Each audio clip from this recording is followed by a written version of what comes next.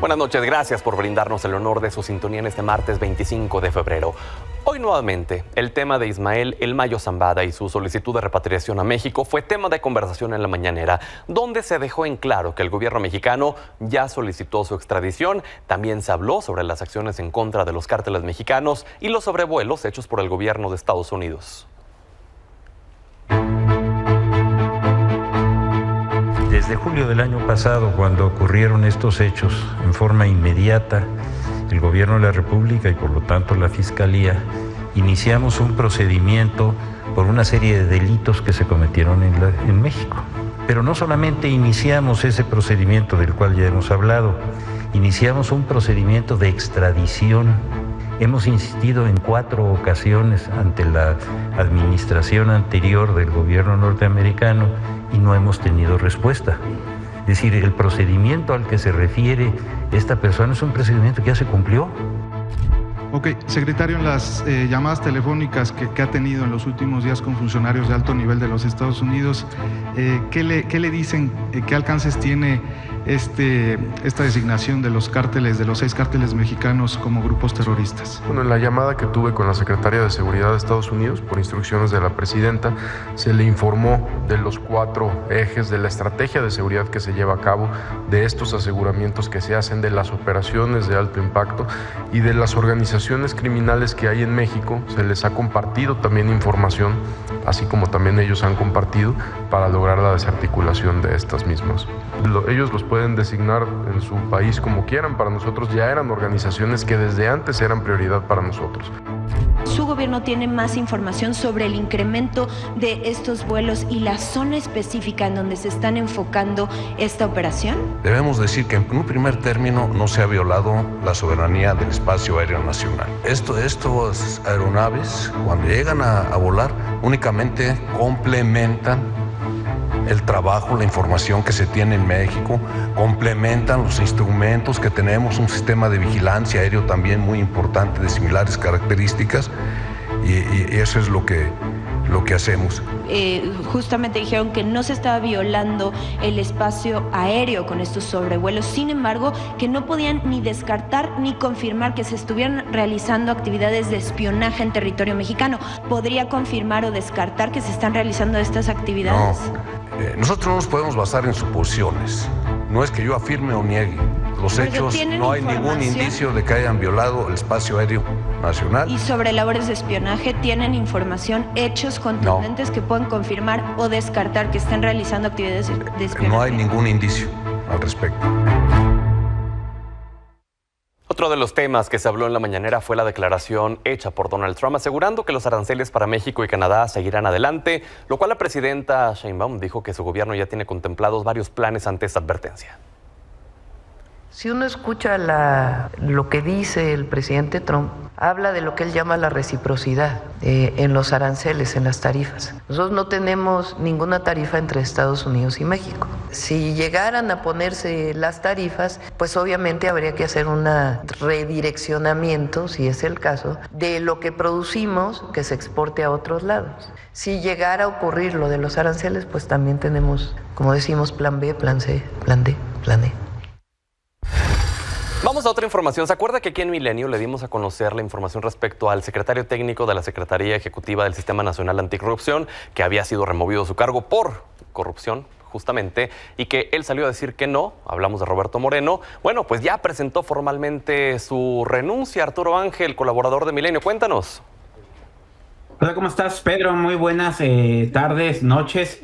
Pues sí, digamos que el funcionario hizo lo que dijo la semana pasada que no iba a hacer, ¿no? Solo como un contexto muy rápido, recordemos que la semana pasada publicamos en Milenio, Pedro, que se le había solicitado a este funcionario, a Pedro Moreno, secretario técnico del Sistema Nacional Anticorrupción, pues la separación de su cargo y la presentación de su renuncia al haberse encontrado, Pedro, irregularidades, ¿no? Diversas que era necesario investigar, ¿no? Entre ellas auditorías que no estaban, que habían encontrado observaciones sobre trabajos incompletos, sobre una plataforma digital que se tenía que desarrollar para que la gente pudiera presentar sus denuncias por temas de corrupción que lleva años sin estar lista, algunos viajes que levantaban sospechas en torno a si el funcionario tenía o no la atribución para ellos, la colocación de personas cercanas a él en ciertas plazas. Entonces se le pidió pues la separación del cargo. Él se negó, Pedro, diciendo que no, que eso no era la vía adecuada, que él o lo destituían o se quedaría. Pero sin embargo, el día de hoy, Pedro, en esta sesión que estaba programada del órgano del gobierno, del Sistema Nacional Anticorrupción, que el órgano del gobierno lo conforman las instituciones en México que están dedicadas a combatir temas de corrupción, ¿no? La Fiscalía Anticorrupción, la Secretaría de Buen Gobierno y Anticorrupción, el Auditorio Superior de la Federación, el Tribunal de Justicia Administrativa, etcétera, el propio INAI, ¿no? Que está en vías de desaparición. Había una sesión convocada el día de hoy, Pedro, pues para votar la salida del funcionario, para votarle entre los integrantes, y en todo caso, dado que él no había querido presentar su renuncia, que fuera destituido. Pero antes de que iniciara esta sesión, Pedro, Roberto cambió de opinión y envió la carta en donde él pues presenta su renuncia al cargo, ¿no? Hace un rato en sus redes sociales él dijo, ¿no? Publicó un comunicado ahí donde señala que tras un proceso de reflexión consideró que es importante abrir un nuevo espacio, ¿no? Darle un nuevo impulso, un nuevo giro a la Secretaría Ejecutiva del Sistema Nacional Anticorrupción, y que por eso pues tomaba esta determinación, y insistía, eso sí, que su salida no se da por ninguna situación de irregularidades, ¿no? Pero sin embargo, pues les podemos confirmar, como desde la semana pasada lo adelantamos aquí en Milenio, que sí se le pidió la salida porque hay sospechas de cosas que no están funcionando bien, y en todo caso lo que seguiría ahora, Pedro, pues es la investigación, ¿no? De estos casos, a ver qué va a suceder. Caray, pues siguen estas cuestiones que ya no sabemos si reír o llorar. Caray, el secretario técnico de la Secretaría Ejecutiva del Sistema Nacional Anticorrupción, separado de su cargo por presuntos actos de corrupción. Gracias, Arturo. Buenas noches. Maldemán, un saludo, Pedro. Buenas noches. Vamos al Senado. Hablaron en comisiones la reforma a los artículos 19 y 40 de la Constitución para defender la soberanía nacional ante intervenciones extranjeras. Durante su discusión, Morena y aliados pidieron el respaldo de la iniciativa frente a estas decisiones del gobierno de Trump, mientras que la oposición argumentó que se trata de una reforma de corte político incapaz de detener una posible incursión militar. En el Pleno del Senado, ya en lo particular, y con modificaciones, las reformas a la Constitución para prohibir la reelección y el nepotismo electoral avanzaron. El coordinador de Morena, Dan Augusto López, presentó a nombre propio, y de Manuel Velasco, del Partido Verde, la reserva para modificar la vigencia de la ley contra el nepotismo de 2027 a 2030. Sin embargo, esta propuesta generó polémica en la oposición. Que le vino a decir al pueblo de México, en otras palabras, el senador Augusto, es que el nepotismo no está mal de aquí al 2030, que de aquí al 2030 sí se vale el nepotismo en México, que no hay problema. A nosotros no nos preocupa que nos digan que Morena va a ir con los mismos, no, somos el único partido político que estatutariamente tiene contemplada la no reelección y el nepotismo en su cargo.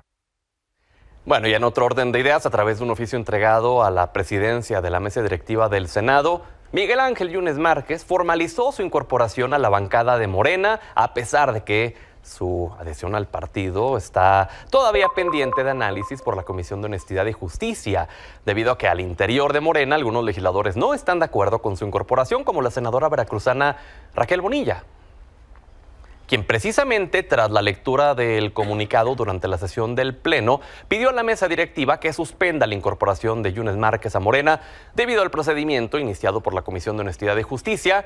Tuvo respuesta del presidente del Senado, Gerardo Fernández Noroña, quien dijo que el tema se debe resolver al interior de la bancada y no en el Pleno. Prácticamente le dijo que la ropa sucia se lava en casa. Y ya en otra información, hoy el grupo parlamentario de Morena en la Cámara de Diputados convocó a su plenaria a las ministras de la Suprema Corte, Lenia Batres, Yasmín Esquivel y Loreta Ortiz, para exponer sus consideraciones sobre la elección judicial a un mes del inicio formal de las campañas. Las ministras, quienes compiten por su reelección, negaron que este sea un acto anticipado de campaña. No es un acto anticipado de campaña. El encuentro de hoy obedece a una invitación de un grupo parlamentario de Morena a platicar acerca de lo que es la reforma al Poder Judicial. Primero, no estamos llamando a votar. Dos, no se trata de un evento abierto. Ojalá haya la totalidad de apertura en los otros grupos parlamentarios. No estamos haciendo campaña anticipada. Estamos llamando al conocimiento de las nuevas disposiciones constitucionales para que puedan participar con mucha energía el 1 de julio. Hablando de la elección judicial, hoy el Instituto Electoral de la Ciudad de México llevó a cabo el foro hacia un debate informado, elección judicial sin filtro, con el objetivo de crear un espacio de análisis sobre cuáles serán los criterios que se tomarán en cuenta para los comicios del próximo 1 de junio, además de la nueva modalidad que se llevará para conocer a las 700 candidaturas que participarán en este proceso en la capital a través de los debates. Este foro estuvo encabezado por la consejera presidenta de la Comisión de Debates, Erika Estrada, junto a un gran grupo de especialistas y comunicadores. Me parece que una oportunidad muy grande las autoridades electorales para intentar buscar el mejor formato posible para exponer a la ciudadanía a todas estas personas candidatas. Será también muy importante que se le hable en un idioma como el que hablamos normalmente. En este tema judicial, pues está basado en leyes. Y cuando tú lees leyes, pues si no tienes un conocimiento jurídico es muy complicado que puedas llegar a entenderlo realmente. Y creo que ahí también será una tarea conjunta. Es un gran momento para que las personas juzgadoras abran sus posturas ideológicas y las expongan en ese tiempo de campaña, pero también dedicarle buena parte al tema de imparcialidad. ¿Cómo van a lograr y cómo será posible que las sentencias que hagan las hagan verdaderamente porque como juristas creen en ellas?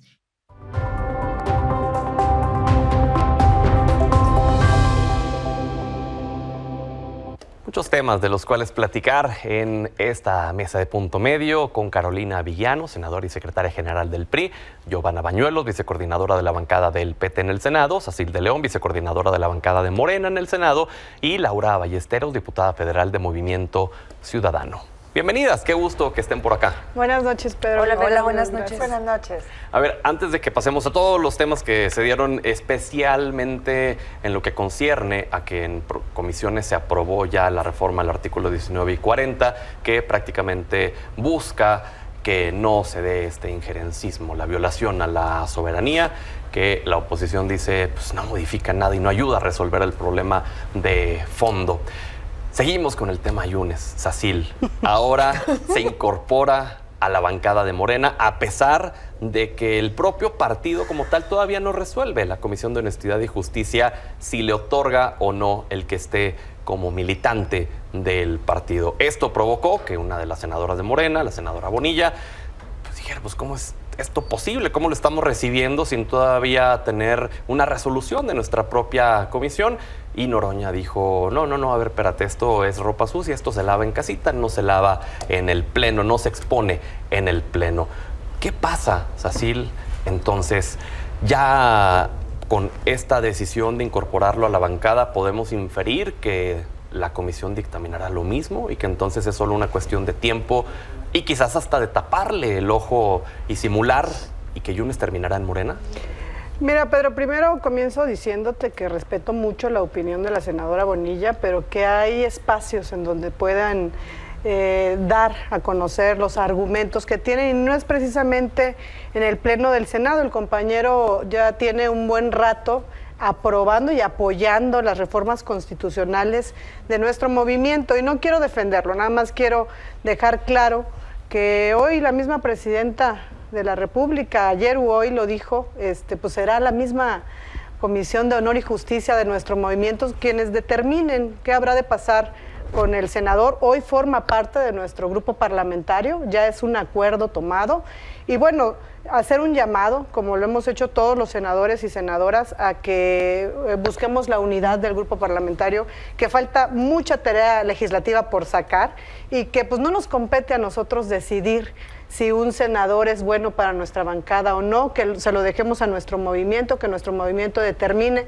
a través de su Comisión de Honor y Justicia, y hacer la invitación pues a que esas cosas, como lo dijo hoy el presidente, hay espacios para poder pues dar nuestras opiniones al respecto. Respeto muchísimo a la senadora Bonilla, pero bueno, creo que eso de tipo de acuerdos que ya se leyeron hoy en el Senado, siempre son los últimos del orden del día, pues ya fue tomado y ya hoy forma parte de nuestra bancada el compañero Yunes. ¿Y esa misma recomendación se la extiendes también a Rocío Nale?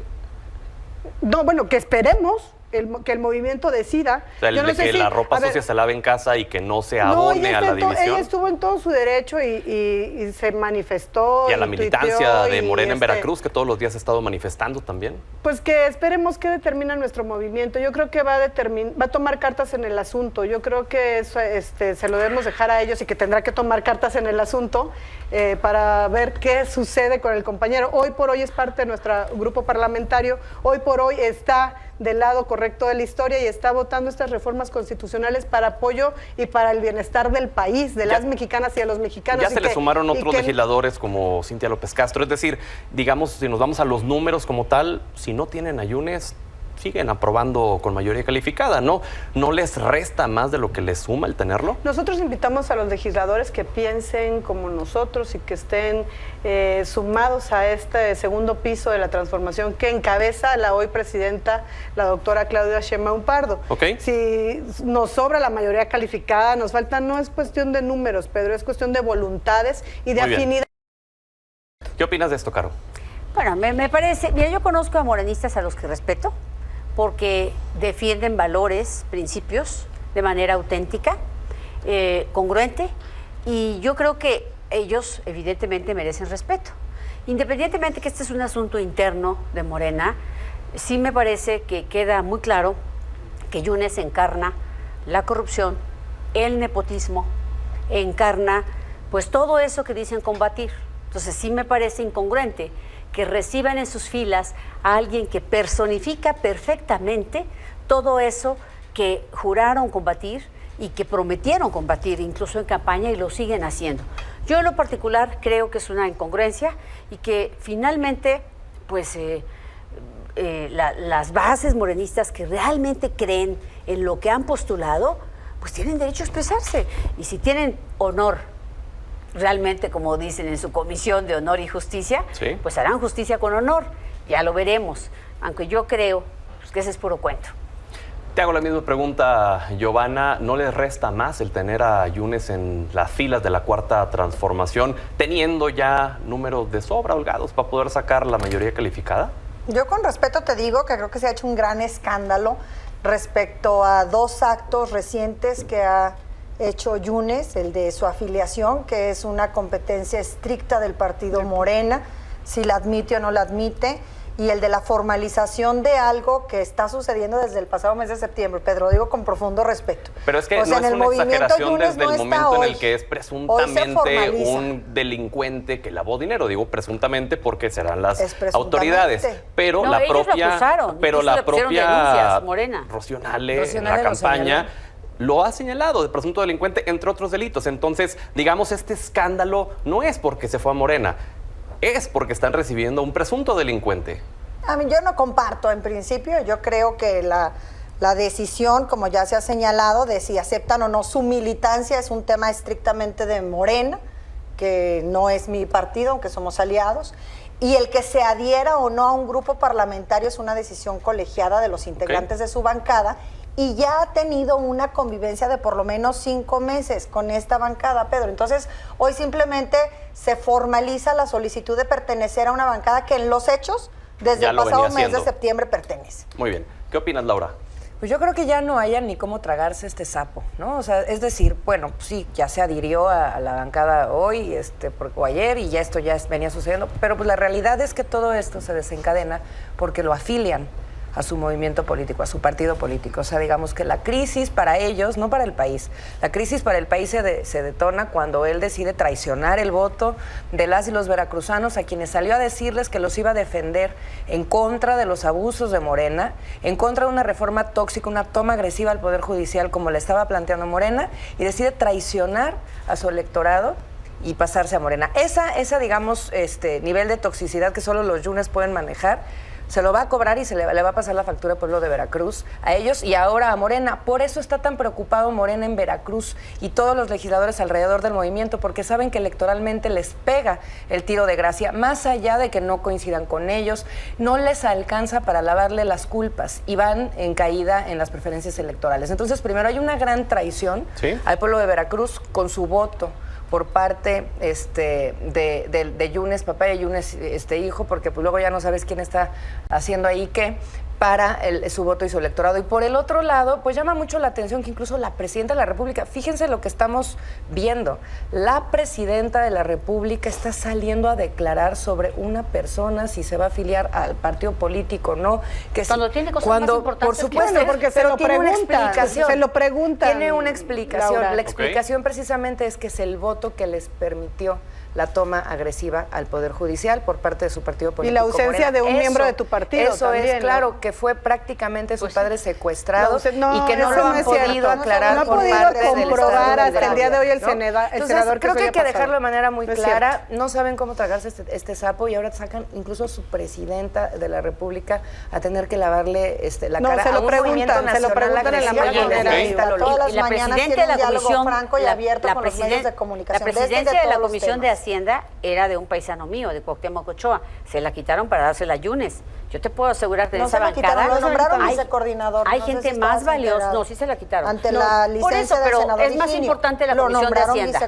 Es más importante. Fue más un tema de que se estaba queriendo meter con las nóminas, ¿no? Y que entonces esto no fue bien visto por pero hay mucha gente valiosa en ese grupo que pudiera estar en ese espacio y mucho más honorable. Vicecoordinador no podía ocupar estos dos espacios, Carolina. A ver, otro de los temas en los que en la opinión pública se dice que está en una encrucijada Morena es en el tema del Mayo Zambada, otro de los personajes a los que se le ha dedicado mucho tiempo en la mañanera. Hoy mismo arrancamos este espacio con las declaraciones del general Trevilla y del fiscal Manero respecto a que sí, efectivamente, luego de esta carta que manda, ya se hizo la solicitud de extradición a Estados Unidos para que repatrien al Mayo Zambada.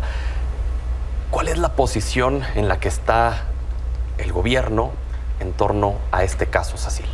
Bueno, respaldamos, por supuesto, a nuestra presidenta, la doctora Claudia, porque no es el caso de la persona, sino de los derechos que como ciudadano tiene.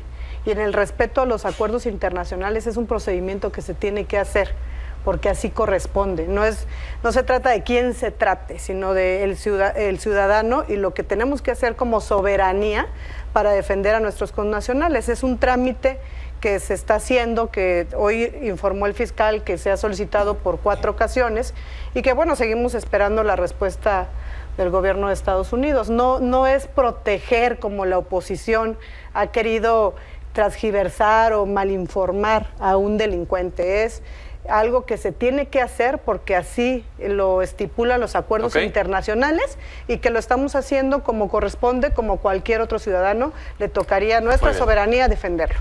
Claro.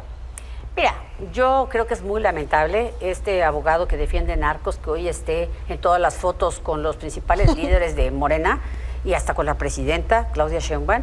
Me parece penoso como país que estemos pasando por eso y yo creo que así como defienden los derechos de este delincuente, porque es un delincuente, ojalá defendieran los derechos de las mamás que tienen desaparecidos a sus hijos, ojalá defendieran así a quienes han sido víctimas de feminicidio y a sus deudos, a quienes están sufriendo esto. Me parece simplemente que quienes se les violan los derechos en las cárceles aquí en México. En todos los lo sentidos. Hace, nada más que mira, es un personaje muy visto. Mira, sí hoy el artículo, no es cierto, porque sí no tuviéramos tanta injusticia. Mira, el artículo, hoy volvieron a modificar el artículo 19, que ya se convirtió en un chacoteo. Ese artículo precisamente está trabajando en no respetar un debido proceso a quienes son presuntos delincuentes. Hoy no hay presunción de inocencia. Van a la cárcel todos los que están en esa lista que ya ellos fueron agregando cada día, hoy agregaron más, día con día van agregando. A la prisión preventiva, a la ¿no? prisión preventiva oficiosa, sin previo juicio los meten a la cárcel. ¿Por qué son tan duros con estos delincuentes y con el... Si quisieran haber aplicado la ley, el expresidente Andrés Manuel lo hubiera hecho. ¿Por qué no le reclamaron a Estados Unidos que estaba violando un tratado en ese momento? Fueron muy omisos. Entonces, hoy quieren corregir las cosas por una presión que les está haciendo este delincuente, casi diciéndoles, si no me ayudan a ir a México y aquí me van a matar porque aquí hay pena de muerte, voy a hablar y puedo hablar de con quienes yo tuve relación, de políticos y funcionarios del gobierno, del oficialismo propiamente. Eso es falso. Dice el colapso. Giovanna, la intencionalidad de esta repatriación que él busca con tanto desespero, además de evitar obviamente la pena de muerte, que suponemos que es lo principal, ¿no es para poder operar desde la cárcel aquí en México? Me parece que es una presunción, sin duda, pero yo sí quiero aclarar, Pedro, que no está solicitando la repatriación de manera nueva. Él ingresa a través del consulado de Nueva York una carta el pasado 21 de febrero, pero el gobierno mexicano, el Estado mexicano, a través de la Fiscalía, va por lo menos 4 veces, según dio cuenta hoy en la mañana el señor fiscal, que solicitó, incluso en la pasada administración, el que se pudiera repatriar al Mayo Zambada. ¿Por qué?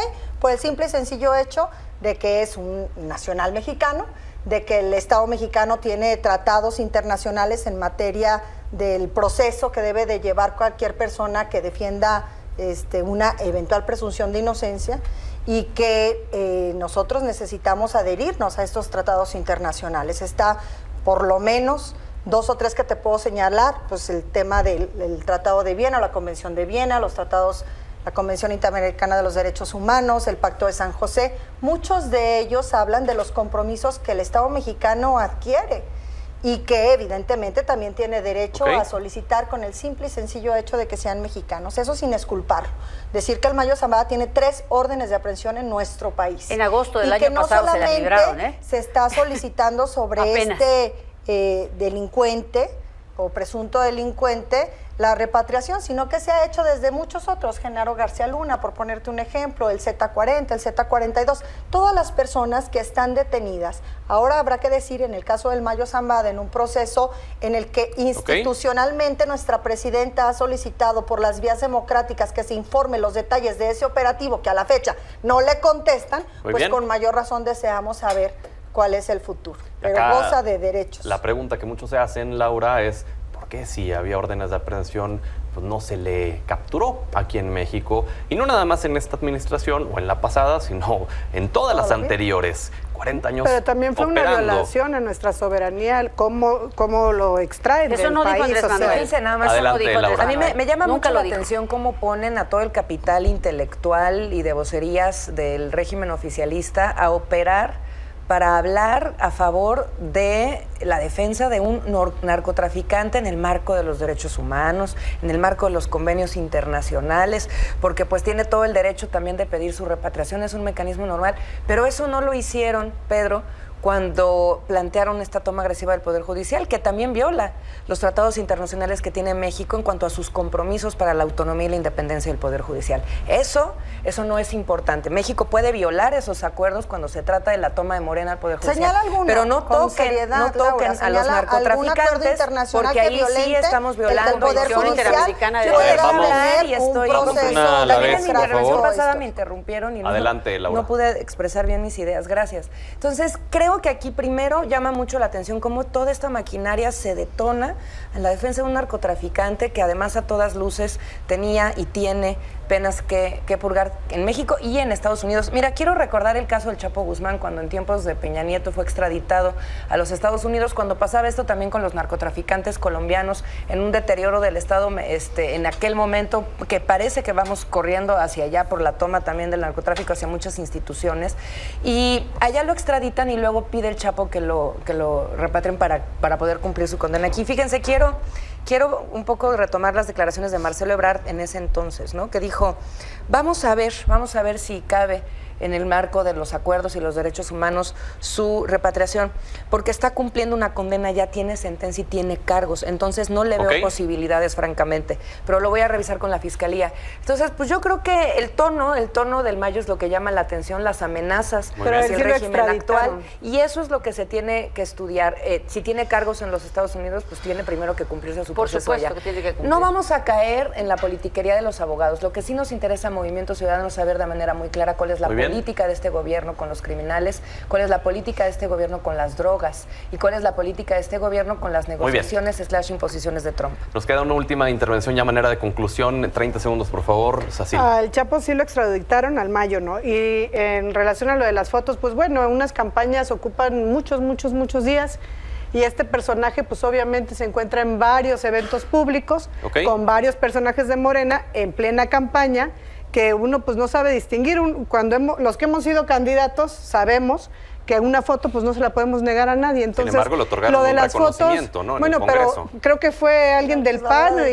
Sí, claro, son diferentes senadores. Nosotros como senadores podemos hacer uso de las salas para otorgar, de los recintos, pero no tiene que ver con la institución que representa el Senado de la República. Nadie de Morena. Pero sí tendrían que cuidar más eso, ¿no? Yo creo que sí, está reconociendo pero nadie de Morena, sino créeme que la oposición ya hubiera sacado nombre, apellido, seña y todo de quién fue el que le entregó el reconocimiento. Fue alguien del PAN, hay que investigar quién fue.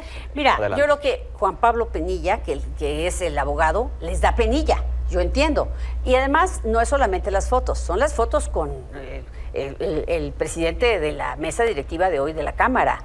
Son fotos con personajes importantes de Morena. Y además le hicieron un reconocimiento. Hicieron un reconocimiento, sí, claro, que si no estuvieran ahí sentados y aplaudiéndole. Ahí están las fotos, ¿no? Ahí está el testimonio. Y además ellos reconocieron que defienden a narcotraficantes. Hay un video que circula donde ellos lo reconocieron. Entonces a mí me parece que de que Morena está infiltrada por el narcotráfico, no hay menor duda. Tan solo el gobernador hoy, Rocha Moya, dijo, bueno, si hay que pactar con ellos, lo dijo en campaña. O sea, él ha dicho, este conflicto lo tienen que arreglar los grupos. Ellos nos han dado las pruebas, nosotros no las hemos tenido que buscar. Giovanna. A mí me parece que es una tremenda perversidad el intentar señalar que nosotros estamos defendiendo la inocencia de un capo de la dimensión del Mayo Zambada. No, son cosas totalmente distintas. Él tiene 3 órdenes de aprehensión en nuestro país. Pero nunca las tiene ejecutaron. Toda una carrera delictiva. Es cabecilla de un cártel del crimen organizado que ha tenido acreditado durante muchas décadas, lamentablemente, su actividad delictiva. Nosotros lo que estamos señalando es que lo que él solicita ya se hizo incluso previo a que lo solicitara, porque es parte de un protocolo de la defensa de los derechos de cualquier mexicano o mexicana que radica fuera de nuestro territorio nacional. Y que, como ya lo señaló nuestra presidenta y lo hizo de manera correcta, con nosotros no es ni con amenazas, ni con chantajes, ni con decir que van a salir a la luz pública nombres de políticas o políticos que pueden estar involucrados, que salga a la luz de todos, de todo el movimiento, de todos los partidos. Laura, finalizamos contigo. Sí, bueno, a ver, yo creo que es muy claro lo que está pasando, ¿no? Si antes se detonaron los mecanismos o no, ese no es el tema es la amenaza que lanza el Mayo Zambada al gobierno de Morena encabezado hoy por Claudia Sheinbaum. Ese es el torito que hoy tienen que pasar. Hay que siempre abogar por la solidez del Estado mexicano, pero si también el Mayo tiene un estatus de delincuente o criminal en los Estados Unidos y además una recompensa ofrecida por parte del gobierno de los Estados Unidos, ellos tienen el camino jurídico legal para hacerlo. Yo pienso que la solidaridad con las víctimas del crimen organizado, de los narcotraficantes, de las muertas y de los muertos, de las y los desaparecidos, los feminicidios, los niños y los jóvenes reclutados, eso es lo que le duele al país. Eso quisiera ver a la presidenta y a sus voceras hablando y no defendiendo a un narcotraficante que tanto daño le ha hecho a México. Como siempre, un honor. Gracias, Pedro. Gracias. Vamos a la pausa, regresamos. Estamos de regreso y ayer se aprobó ya el presupuesto que tendrá el gobierno de Ecatepec. Está con nosotros la presidenta municipal Azucena Cisneros. Presidenta, gracias por su valioso tiempo. Al contrario, muchas gracias a Milenio, a ti y a todo tu auditorio. Son 6,832 millones de pesos. ¿En qué se van a destinar? ¿Cuáles son las prioridades? Es fundamental sacar a Ecatepec del abandono en el que nos lo entregaron, un municipio con 1,600,000 habitantes y un abandono extremo en temas de servicios, sobre todo en el tema del agua. Van 790 millones solo en el tema del agua, que es lo que más le preocupa a los ciudadanos de Ecatepec. Estamos también... Que tienen un desabasto histórico. Es un desabasto histórico, la gente está sufriendo y pues hablamos de un derecho humano al agua y que tenemos que resolver en muy poco tiempo, que será este año cuando tratemos sobre todo estabilizar el tema del agua. ¿Con qué acciones concretas lo van a hacer? Concretas, vamos por 24 pozos rehabilitados, vamos por tanques elevados de agua para que por medio de la gravedad, en donde no podamos llegar por medio de la red, en la gravedad va a llegar el agua en Ciudad Cuauhtémoc sobre todo y la quinta zona donde traemos un desabasto muy focalizado. También traemos cárcamos, recuerda que nosotros contamos con 28 cárcamos que nos ayudan mucho en el tema de las inundaciones y vamos por 7 rehabilitados. La gente que nos está viendo y escuchando en Ecatepec seguramente pues no entiende estos tecnicismos y lo único que necesita y quiere entender es si con estas acciones se va a acabar el desabasto de agua. Lo que creemos fundamentalmente es que vamos a estabilizar y vamos a tener ¿cómo te puedo explicar?